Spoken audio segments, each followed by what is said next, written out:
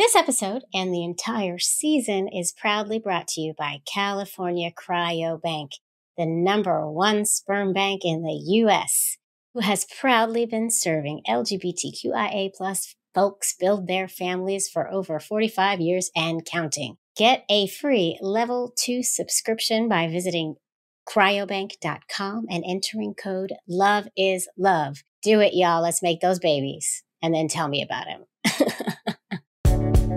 Love is love on the Queer Family Podcast. Love is love. He's the best. He's the most loving and caring and supportive person, and I can't wait to watch him become a dad. Welcome, welcome, welcome, y'all, to the Queer Family Podcast Pride Extravaganza. My name is Jaimie. I'm your queer host. And you, my friends, are tuning into the show who uplifts, highlights, celebrates, and normalizes LGBTQIA plus families in all their beautiful identities. And yes, you heard me correctly. We are doing a Pride Extravaganza yet again, which means it is double the episodes for the entire month of June, babies. And here's your first Thursday episode right here, every Monday and every Thursday for 4 weeks. Get ready, because here we come. We can't stop, won't stop. And I am super excited to introduce my guest for today's episode. I had the pleasure of sitting down with Colton Underwood. Colton Underwood, if you don't know Colton, you need to know Colton, because Colton Underwood was an NFL player, star, who then just, kind of ventured into the entertainment world and became the Bachelor for 3 seasons, and then came out as gay, as you do. And he was ready to marry a woman from The Bachelor. That's how deep it was. And so this conversation is a really, really rich conversation. And what really, really has stuck with me and continues to stick with me, and a huge reason why I wanted him for the Pride Extravaganza, it took him for a really long time to come out. It's a very long journey. And as you can imagine, it was very hard. And then he had to come out in the public eye after being kind of this straight male icon for quite some time. And not only did he come out, he hit the ground running. He is married. He is in his surrogacy process, and he is doing his part to spread awareness about LGBTQIA plus family building. He has his own podcast about it now.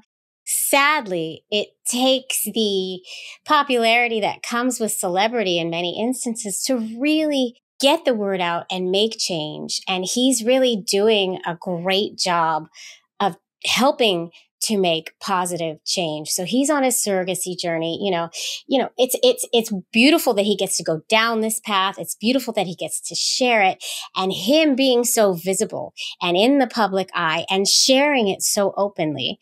My hope is that it helps to pave the path for others who might not have even access to the surrogacy route, because as we all know, the surrogacy route is expensive. But him being so visible with this could help change insurance policies to be more inclusive, could help. Oh my God, I got a thumbs up. If you're watching the video, the new version of IMAX makes thumbs up come up.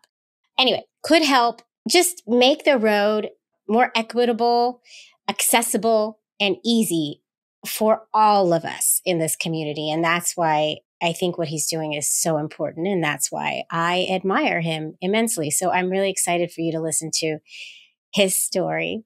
And he's such a sweet guy too. And then also, I just want to share something. So my 10-year-old, she's in 5th grade. They recently had to work on these social justice projects. And so they all had to write down the social justice issues that they see happening in the world around them. And then the teacher assigned different ones to little groups, and she was assigned the LGBTQIA social justice project, which is very fitting. And, her and her little group have been working really hard on it and learning about the issues that's around LGBTQIA plus folks, and working to make changes. And they have created this little online store, and I promised her I would share it with my community.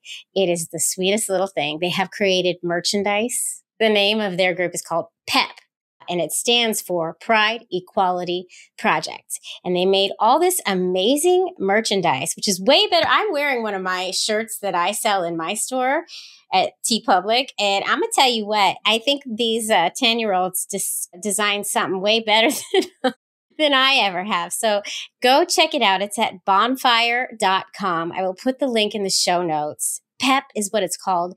And all of the money they make, they said, and it's in this little description here, all of our earnings will be donated to the Trevor Project. So this is a worthy cause if you're looking for something to give some money to support LGBTQIA plus folks, and also get some cool Pride merchandise because it's cute and it's fun. They said our goals are that people that are LGBTQ plus are equal everywhere. Exclamation point. Go check it out.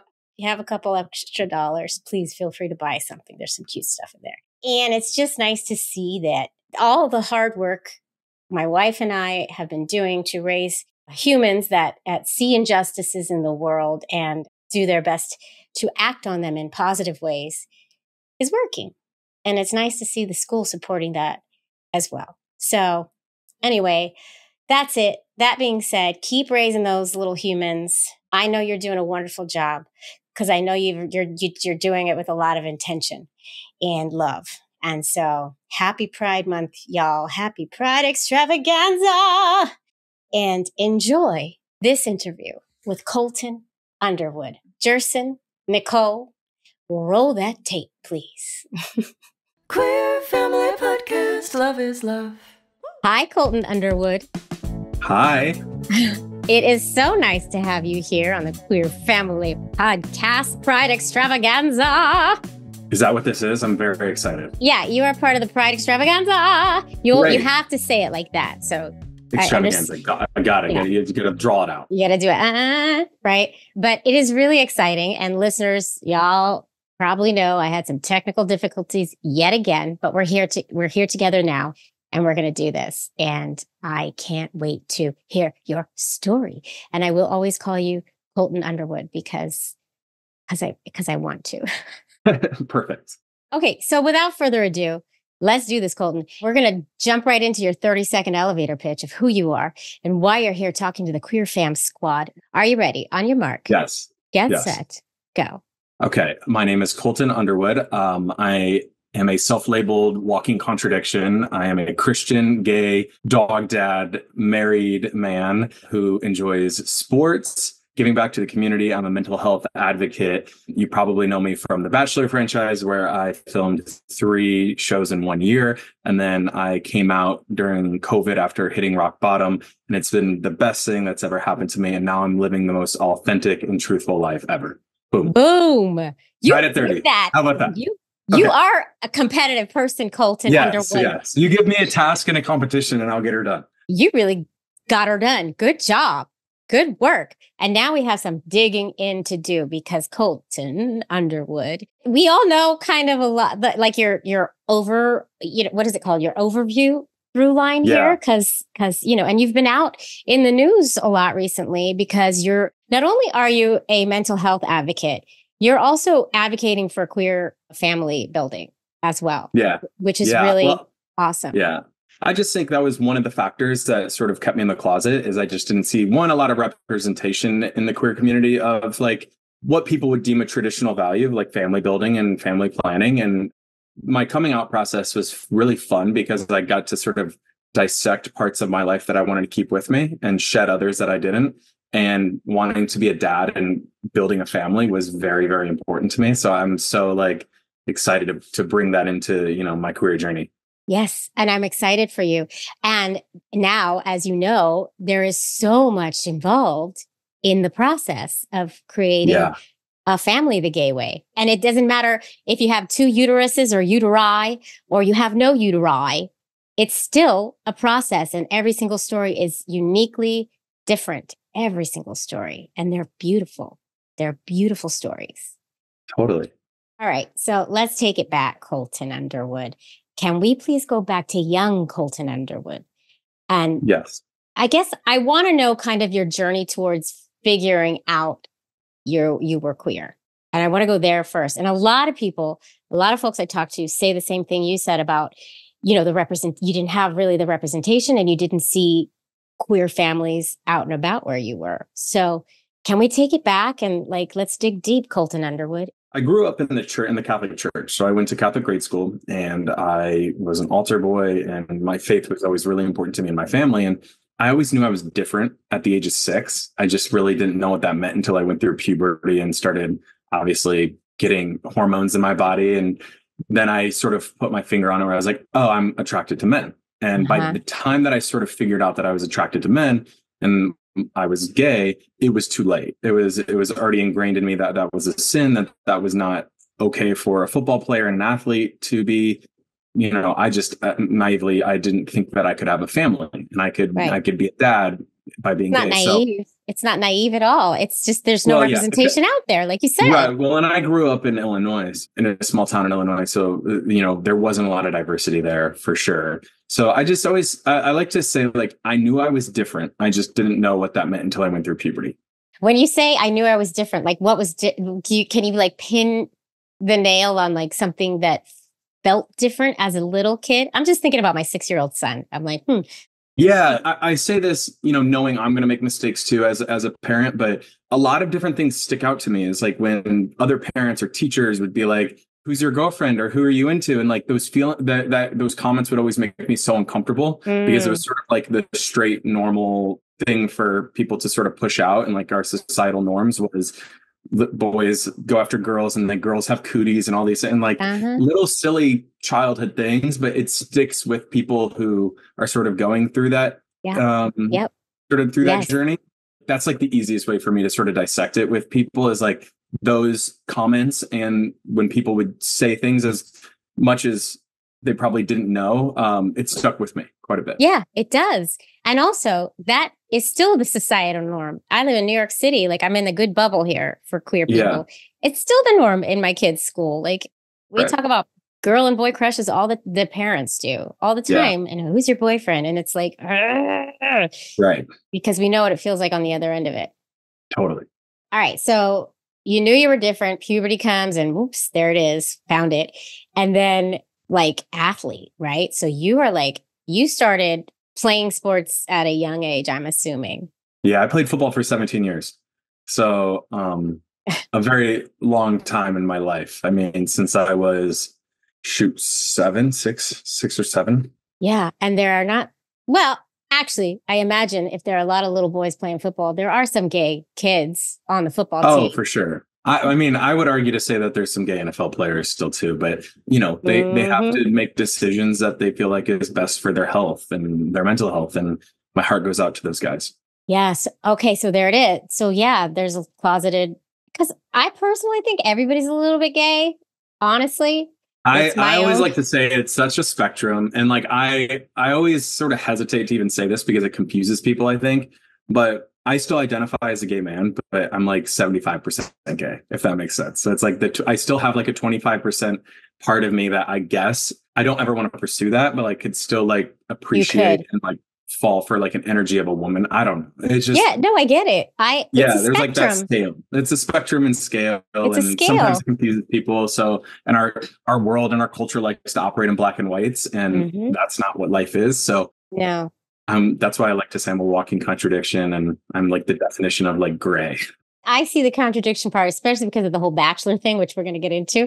But, I think a lot of us are like this. And, we have to be put into all these boxes for society to understand. But I think the youth are changing that a little bit with all the new labels that are coming out and all that. Because when I came out, it was lesbian or gay. That was it. Nobody's allowed to be bisexual in the late 90s, so... I see that's what I'm proud of this new generation of is I would rather people not label themselves and or give themselves an out versus or labeling themselves incorrectly like I did. Right. Yeah. Because you sort of put that pressure on you that you can't go back on your label and on the box you put yourself in.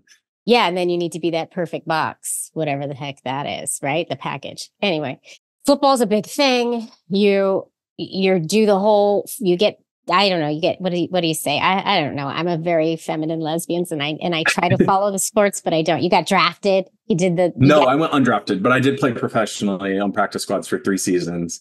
Yeah. I was an All-American in college and played defensive end and had a great career at Illinois State. And I'm really proud of my football days. As hard and challenging as they were personally for me, it still really gave me a lot of parts of myself and characteristics and work ethics and learning to overcome adversity. And just there's so many parallels to life in the game of football that I think is beautiful, that I love to sort of take with me. Listen, I love that. Ever since I met my wife, I do watch the Super Bowl. So I do get into it now. Yeah, I'm proud of myself for that. And I did watch Friday Night Lights, which I loved. That's a good show. Yes, that's a great show. So you were closeted through football, did you hid that part away from yourself? Did you hide it from yourself? I looked the other way. I always say I didn't see representation for myself, but I'm also to blame in that. I didn't seek it out. I didn't look for it. And if it was presented, I looked the other way and ran the other way because I didn't want to be gay. I didn't want to be a football player that was out. I didn't want that life for me. So I can obviously take accountability for being partially to blame for that, but it's your survival mechanism. There's not, even currently today, there's not an out gay football player playing right now. There was, we had one, but it's just something that I think is sort of that last frontier is male athletics. Oh yeah. It's gonna take heaven and earth here. And you had religion too. I mean, your faith was really important to you, I'm imagining, and to your family. And so that's a whole nother layer that you're adding to this that many of us struggle with as well. So you put that to the side. You didn't even think about it. So you weren't acting on it in any way. I'm an open book at this point, and I think my journey will help people. I had physical connections with men, and very like in my head, and like in a shameful way. It was like a hard thing to navigate privately, but yeah, that's I think I can admit that. I never had the emotional connection, nor did I want one with a man. I just sort of was physically acting on the desires. And then afterwards dealing with the internalized shame. I can relate, but I didn't have a public platform before I came out. But I remember there was this girl that I was played with in college, and then we met up after college and she was like, ready, let's do it. And I felt so shameful that I shut her down and I was like, I don't do that. I'm not gay, and I feel so bad to this day, but it's that shame because I wasn't out to anybody yet. Right. There's a lot of processing to do, and I didn't have a public platform. So, okay, Bachelor. And then we got to get into your family building journey because that's what this is about. I always joke that The Bachelor was my year off. I sort of said to my dad, I said, hey, my entire family for the most part, I said, hey, I played football for so long. I just want to take a year off. I need to figure myself out and see what I want to do. And I fell into the entertainment world. And like I said, they sort of, once I was in it, they, snagged me for 3 shows and I had so much fun. And I think there was a part of the TV and the notoriety and the shift of career. It was fun to be famous for 18 months. And then after that, I was like, oh, this is not great because now I've sort of double and triple and quadrupled down on being straight. And I can never live the life that I probably was meant to live until COVID happened. So The Bachelor for me was a way to try to really change me. It was a version of conversion therapy. Yeah. Oh my God. I just truly believe the further I got into a relationship with a woman, the straighter I would feel. And also the more I could justify in my head that you can't be gay because you are engaged, because you are going to get married, because you are going to have a kid. Yeah. So I was always sort of looking for that next step to take. Yeah. And did you think you would find somebody on The Bachelor? I was very hopeful. Yeah. And I think reflecting back, all those connections were still very real. I'm grateful for the franchise in a way because it allowed me to find my husband and be very intentional with how I dated men. So there's sort of some silver linings in it too. And I just feel like it really taught me a different balance of feminine, masculine energy for myself and sort of how to date with intent. Okay, that's good. I have to be honest, I haven't seen The Bachelor ever, but it's mainly because I don't care about straight romance whatsoever. Yeah. Because So if I made a gay Bachelor, you would tune in? I might. Because I did Okay. definitely watch that one with the lesbians who gave an ultimatum. Like, Yeah, Ultimatum. is that what Joanne it's called? Garcia-Swisher I hosts did. that. Yeah. I watched the lesbian version of that, and I turned it Yes. on like, oh God, and then I was hooked. Yep. Yep. Because listen, I love a good reality TV show, but I need to know how much of this is real. If not, a lot of it is real. Come on, Colton. It's guided reality. They Yeah. set you up to as best as they can to succeed in a relationship, but they also know that they're making TV. Yeah. Take it with a grain of salt. That's what I'm hearing. For there. sure. So you're doing your conversion therapy, your version of it on your own. No guidance, because you haven't told anybody Right. your deep, dark secret at this point, right? Did it get harder as you went along? Like, what ended up happening? The easiest way for me to explain it is I always just sort of was like in constant fight or flight, and I was always in flight mode. There was never a time where I like really stood up and fought for myself and or fought against any authority figure. I just sort of was always flying on to the next thing. And then COVID happened, and I couldn't fly anymore, and I couldn't run from it, and I couldn't hide in something else. I couldn't start a new project. I couldn't work on a new business venture. I sort of had to sit with who I was, and it broke me. And, you know, what's beautiful though is like the breaking down of me sort of helped me rebuild myself in a more authentic way. So that was the silver lining in that. So what happened? Let's talk through this, the breakdown and the buildup and the husband. And I was taking, Lexapro and Xanax every single day. And my Xanax medication I started abusing, unfortunately, just because I was constantly in fear and paranoid of being outed, working through my journey and my coming out process to myself, and then having to come out to my business team and my professional team before my family because of, just that's sort of the that I was in. It was a challenging and tricky one. And it was unique, and it was my own coming out journey, and I'm like proud of it, but it had its own set of complications. Oh, wow. Yeah, that's tough. Yeah. We'll be right back. Queer Family Podcast. Well, folks, with all this talk about donors and donor searching and our beautiful intentional families, I feel like it's a great chance for me to take a second to talk about our sponsor, California Cryobank, the #1 sperm bank in the US, and the same sperm bank I used to create both of my children. And I just want to say, this is off script here, but California Cryobank, since the years I even worked with them to get my sperm and create my children, has really made strides in showing up for the LGBTQIA plus community. They offer free vial transfers between partners. So like if you have to switch and your partner has to go, you know what I mean? Like if you decide to switch uteruses, in your family building journey, you just can transfer it right over to that person. That's really thinking about our community. California Cryobank ships to all 50 states and over 40 countries. They have one of the largest and most diverse sperm donor selections out there. And listeners of the Queer Family Podcast get a free level 2 subscription, which includes all kinds of things that you're going to want to know about your potential donor. All you have to do is go to cryobank.com, use promo code LOVEISLOVE, and start shopping for some donors, y'all. Get them donors. You can also use this for a discount on a level 3 subscription, which gives you even more amazing things about your donor. So go check them out, use them, and then make the babies, and then come talk to me. Okay, that's it. Let's get back to Colton. Love is love. It was really hard for me until I came out to my family. Once I came out to my family, I was able to exhale. Even though, Right. it still took a while, right? But at least I allowed myself to exhale a little bit, because at least the secret is out. I'm not going to get found out now. My mommy's not going to find out that her baby is not what she thought. You know what I mean? All right. So then what happened? So I worked through the coming out process. I quite literally was in therapy and seeing a psychiatrist. I got off my medications. I started the healing process and started coming out slowly but surely to my family. And I received nothing but love and support. Really? And yeah, everybody was so incredible. And it was just, it was a really great experience for me.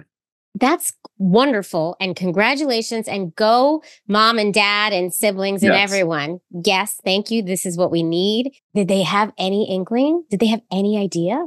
No, and I think it's obviously because I was so performatively straight and Right.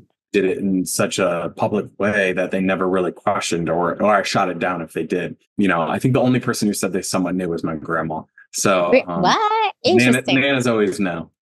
Huh. So Very yeah. interesting. All right, Nana, I see you. Okay, so then how'd you meet your hubby? We met at a party here in Los Angeles, just briefly, and then 2 months later, we were actually on the same trip to Provincetown.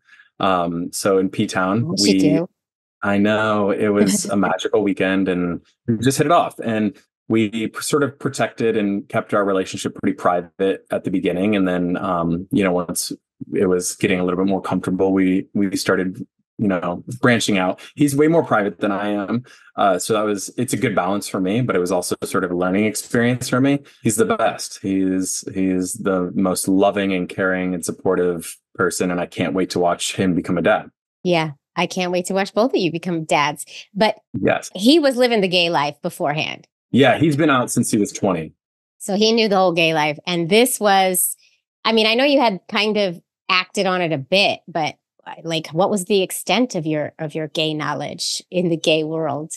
Well, I think I had a lot to learn, but also, I treated, and I still do, I treat my relationships are relationships at the end of the day. Not a lot changed for me from dating women to men. I think some scenarios and some situations obviously did, and how I handled things, I think remained pretty similar. And I think in a way, I built and designed, and it's a healthier relationship for me to be in with a man. Mm-hmm. So there was sort of like that beauty in it.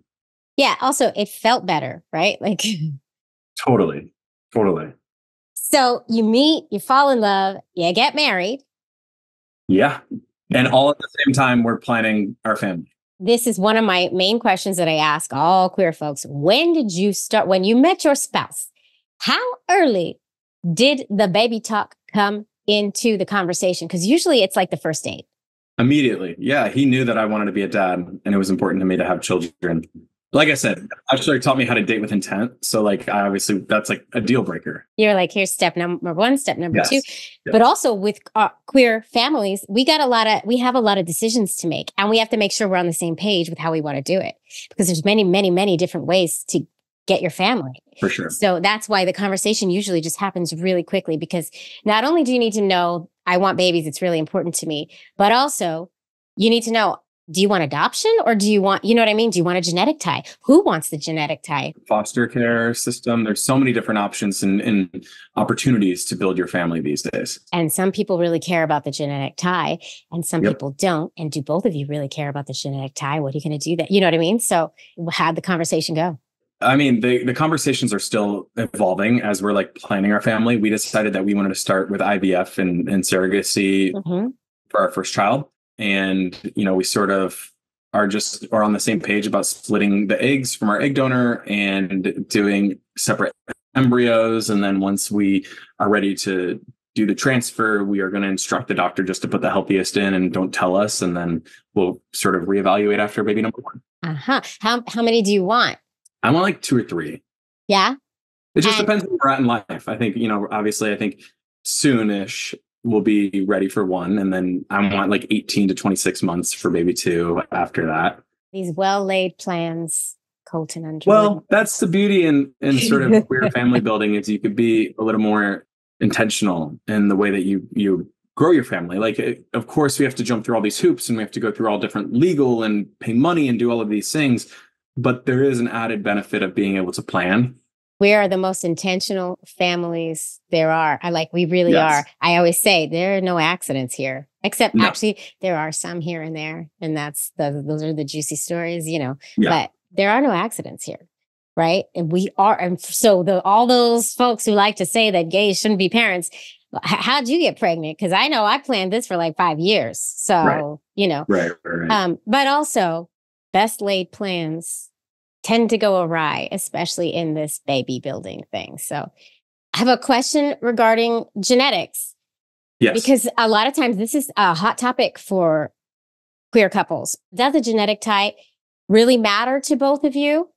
Or is there one that cares less about that genetic type? Because one person's going to win. Actually, with you guys, you could get one of each in the same. Yeah. It was important that we both felt like we wanted our own genetic material as our kids. And so that's sort of like our instructions to our doctor is, whichever embryo he puts in first, he's going to alternate for the second one. And then we'll go from there. That's awesome. And that's a good plan. That's kind of how me and my wife were. We both knew we wanted to carry, and we took it from there. And then it was a bumpy road. Have you gotten your egg donor yet? Yeah, we selected our egg donor. We've made our embryos. They're all frozen. We're all up and running with everything, and did all of our genetic testing. And now we're doing testing on our surrogate. Okay.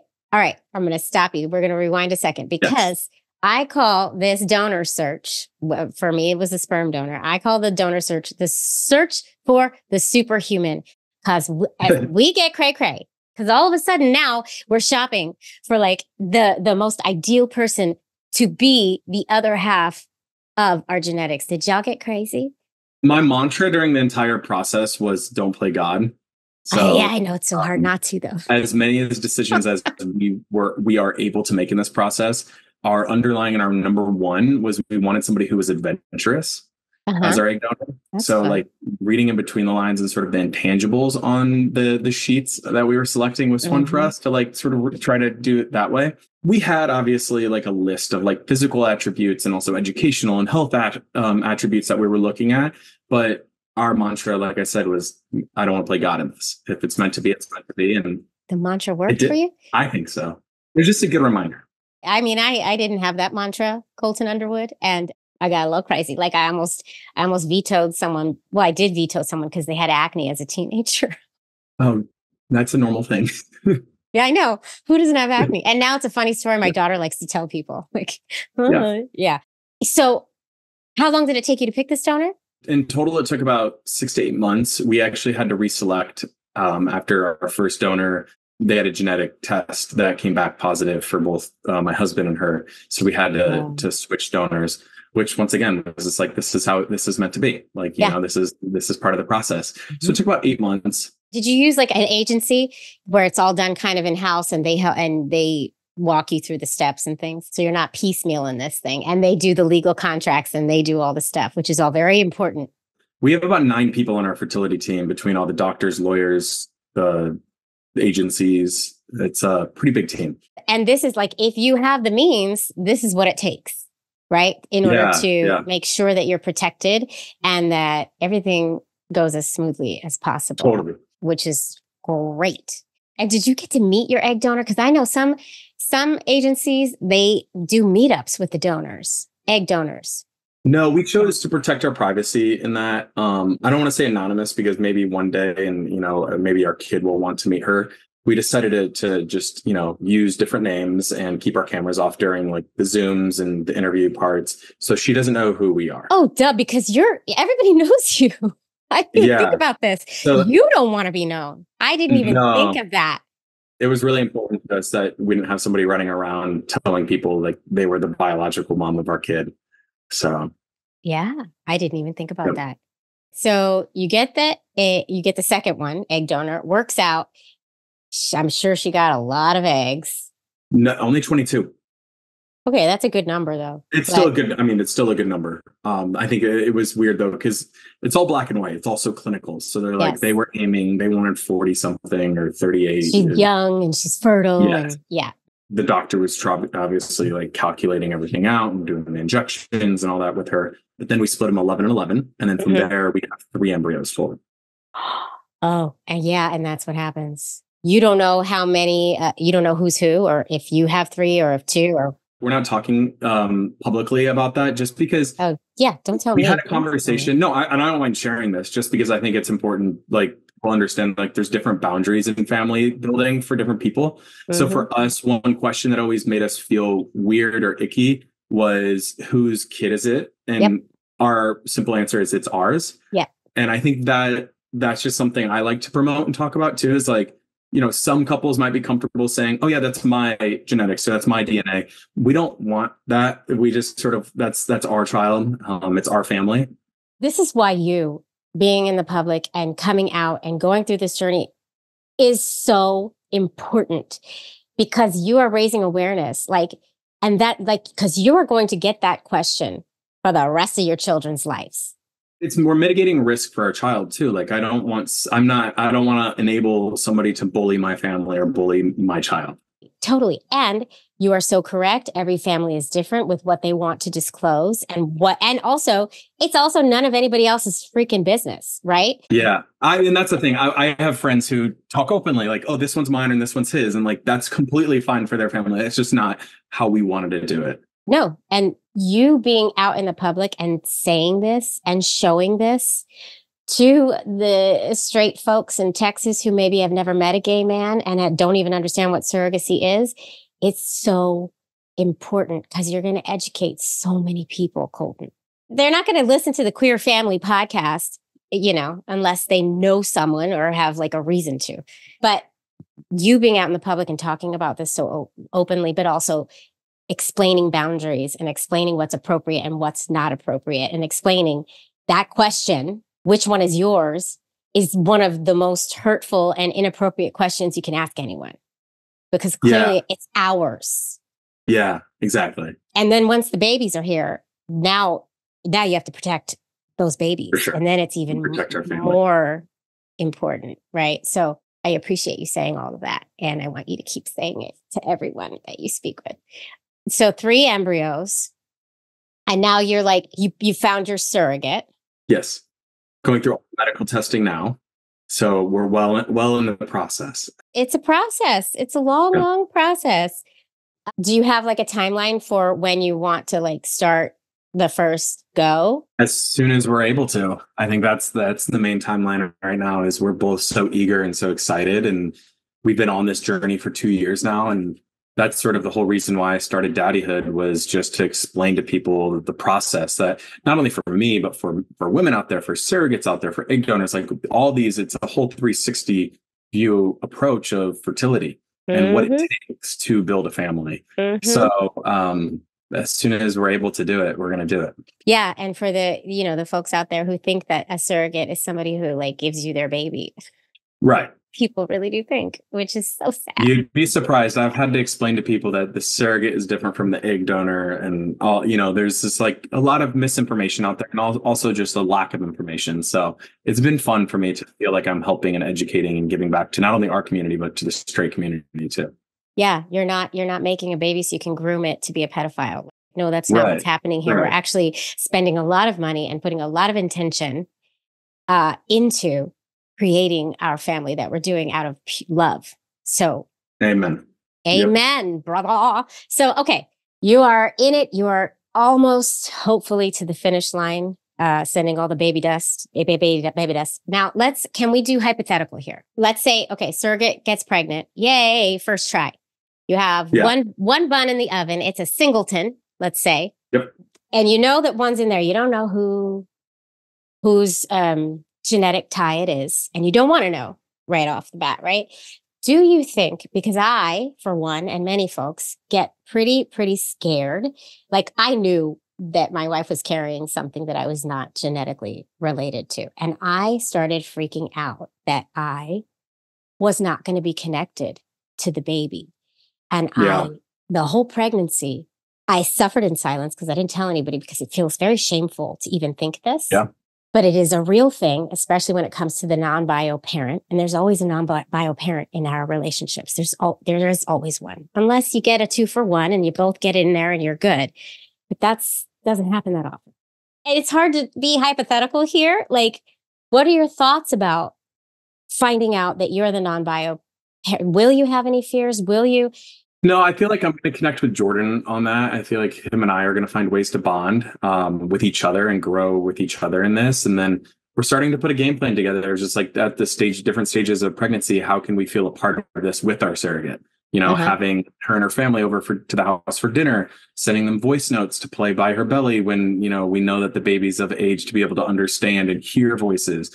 So we're sort of putting a game plan together to be, once again, really intentional with the pregnancy and to make sure that we feel a part of it. Although physically we are not pregnant, we want to just, feel like, it is our baby and we are helping and we are, growing our family. I absolutely love this. And then you get your baby, life is golden and wonderful, and baby's here. And then you want to start again, like trying hopefully in like 18 months because you want them to be close in age. Yes. I love how open you are about our family building journeys. And I think you're going to bring a lot of awareness. Have you thought forward to the parenting aspect and like talking to your kids? And I know you talked to Lisa Schumann. I call her Lisa the therapist, and she has given so much advice on this show about just like donor conception and how to talk to your kids about donors. And do you have a plan for what y'all want to do when it comes to parenting your kids, your donor conceived kids? Yeah, we're actually making a book right now called You're Made with Love. And it has all the pictures of like our egg donor, our surrogate. It has the embryo pictures, all of, the informational things that they might need to like look back on when they're of age to ask questions. So we're, once again, sort of just trying to be, as intentional in this as possible. Like we want to make sure that we're covering our basis and that we're also doing right by them to, when they're here, what will they want to know? And we're trying to have answers. Right. And you're planning on being open and upfront, especially after all those years in the closet. No more secrets. No more secrets. We want our kids to be adventurous and to be asking questions. And we want them to seek information. Do you have a plan for what you're going to call like the surrogate and the donor to when you're telling the story to your kiddo? We actually don't mind, as much as I've already said, like, we don't want to say like there's, we don't mind the words attached. I've had some people on the podcast who are like, we don't refer to them as the biological mother. They were our donor. Like we don't get as picky with the verbiage in the words. So just whatever I think comes out is sort of how we're going to say it. Like our child is going to know he or she has two dads. So that is going to be sort of known. But then at that point, it's sort of just walking them through the process. Right. Yeah. There was a lot of action on one of my recent posts that talked about donor conception, and we call them the donors. It was a post about that. And the donor conceived population, there are a lot of donor conceived people who are adults and who maybe didn't find out at birth like our kids do that they were donor conceived, and it was a big shock to them. And they're very active, and rightly so, and they want better management of donor conception and all the things that go with the legality with it. But a lot of them were saying that they prefer donor conceived people. Many prefer biological father, biological mother. So the point is keep it kid centered. And when they're little, they can't make the words up. But as they get older, it's important to have that conversation with them openly and say, listen, whatever you want to call this person. Yeah, that's beautiful. Yeah, keep it kid centered. So they're the ones that they're the primary focus in all of this. Yeah, because you got a donor, but they might see this person as their bio mom. Okay, so you call them bio mom. I feel strong in my relationship with my kid, and my wife does. And okay, right? So, and there's plenty of books out there, which I'm sure you know, but it's really very exciting, and I'm excited for you. Thank you. And keep on doing the good work and keep on vocalizing our stories. Thank you. I appreciate it. And thanks for having me on your platform too, just to talk about this. And it's an honor. I'm honored. It's amazing. And I want you to keep doing what you're doing. I want you to make it even bigger and bigger and bigger. Like, thank you. There is not enough representation. It is time. Amen to that. Amen. Okay. I have one final question. Yes. The loaded question. Colton Underwood, what does pride mean to you? Bum, bum, bum. Pride means unconditional happiness, choosing love at every intersection in life, and being proud, quite literally, of the human being that you are every single day. Boom, mic drop. That was beautiful. Spoken from a guy who was closeted for Yes. And way didn't always too have long. a lot of pride in himself. So Yes. it's been a learning journey. Beautiful. I love that. Thank you, Colton Underwood. And I did it. I called you by both names, your first and your last, the entire interview. So I'm like proud of myself, low key. This is great. Thank you, Colton Underwood. Queer Family Podcast. Whew. Well, folks, I hope you enjoyed that episode as much as I enjoyed it. And if you did enjoy it, feel free to listen to another or watch another. I have so many episodes for your listening or viewing pleasure. Just go pick one and enjoy. There's a lot. There really is. And also, if you really do like this show, please, I know I say it all the time, but please do consider supporting the show on Patreon. You're just going to go to patreon.com/The Queer Family Podcast. You're going to pick a tier, you're going to join, and you're going to get that bonus content. And you're also going to get my love and adoration for the rest of my life. I love you all. Thanks for tuning in. Keep on tuning in, and I'll see you next time. Mwah.